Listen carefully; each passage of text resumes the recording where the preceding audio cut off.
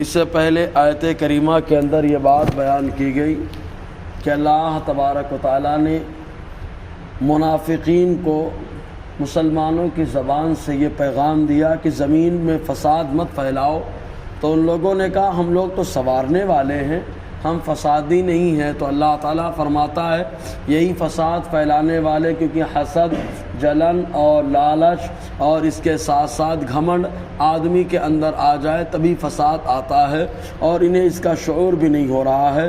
اور آج کی جو آیت کریمہ ہے، اس آیت کریمہ میں اللہ تبارک و تعالیٰ ان سے اس طور پہ ارشاد فرماتا ہے کہ منافقوں کی جماعت جو منافقت کرتے ہیں، ان سے اللہ تعالیٰ یوں ارشاد فرماتا ہے کہ جیسے صحابہ کرام ایمان لائے اسی انداز میں تم لوگ کیوں ایمان نہیں لے آتے۔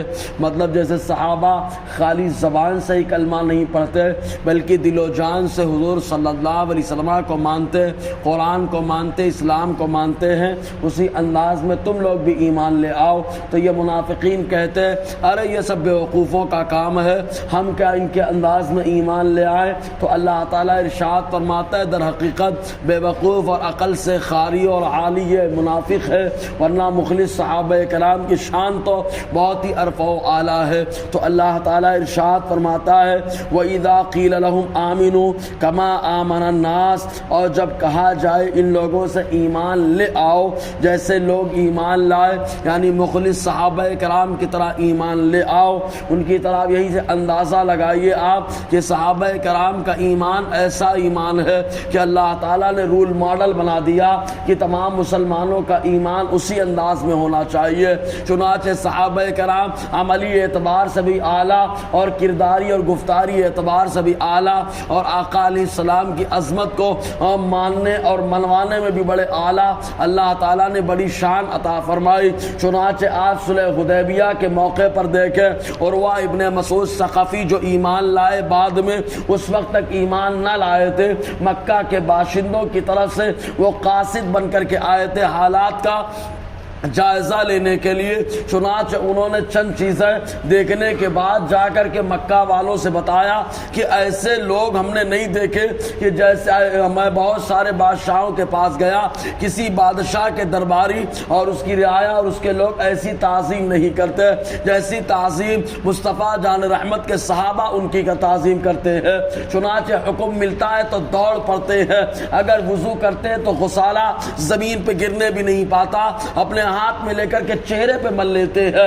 اس کے ساتھ ساتھ اگر وہ نخامہ یعنی لعاب جو منہ سے نکلتا ہے اس کو اگر زمین پر ڈالے تو وہ ہاتھ میں لے کر کے چہرے پہ مل لیتے ہیں۔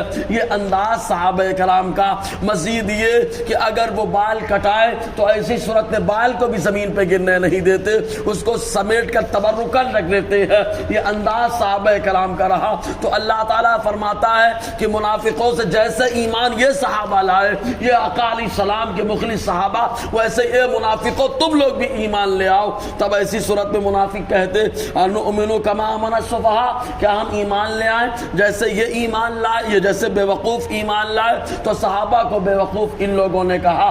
معلوم یہ ہوا کہ اس دور میں منافقوں نے صحابہ کی شان میں گستاخیاں کی۔ آج کے دور میں رافضی کر رہا ہے، جس انداز میں منافق ایمان سے نکلا تھا آج کے دور میں رافضی نکل رہا ہے۔ تو معلوم یہ ہوا اللہ کے مقرب بندوں کی شان میں گستاخیاں کرنا، بے ادبیاں کرنا، یہ منافقوں کا تیور پہلے سے رہا ہے، انداز پہلے سے رہا۔ تو اللہ تعالیٰ ارشاد فرماتا ہے الا انہم هم السفہاء، سن لو بے شک یہی لوگ جو ہے بے وقوف ہیں۔ کتنی تاکید کے ساتھ اللہ تعالیٰ نے منافقوں کو بے وقوف کہا۔ الا ایک تاکید، انا دو، ہم تین، پھر ہم چار، الف لام کے ساتھ یہ جو اللہ تعالیٰ نے فرمایا 5 تاکیدوں کے ساتھ فرمایا کہ منافق بے وقوف ہیں، اس لیے کہ ان لوگوں نے صحابہ کو کہا۔ معلوم یہ ہوا کہ جو بڑوں کی شان میں اللہ کے مقرب بندوں کی شان میں گستاخی کرتا ہے، وہ در حقیقت گستاخی اسی کی طرف پلٹ کر کے چلی جاتی ہے۔ بے وقوف کہا تو رب نے ان کو بے وقوف کہہ دیا۔ اللہ تعالیٰ فرماتا ہے وَلَٰكِن لَّا يَعْلَمُونَ، لیکن ان کو علم نہیں ہے، علم سے عاری اور خالی ہے۔ یہ اپنی ہوشیاری دکھانے کے لیے آگے بہت ساری باتیں کرتے رہے، انشاءاللہ اس پر گفتگو ہوگی۔ اللہ تعالیٰ ہم سب کو فیضان قرآن، برکات قرآن سے مالا مال فرمائے۔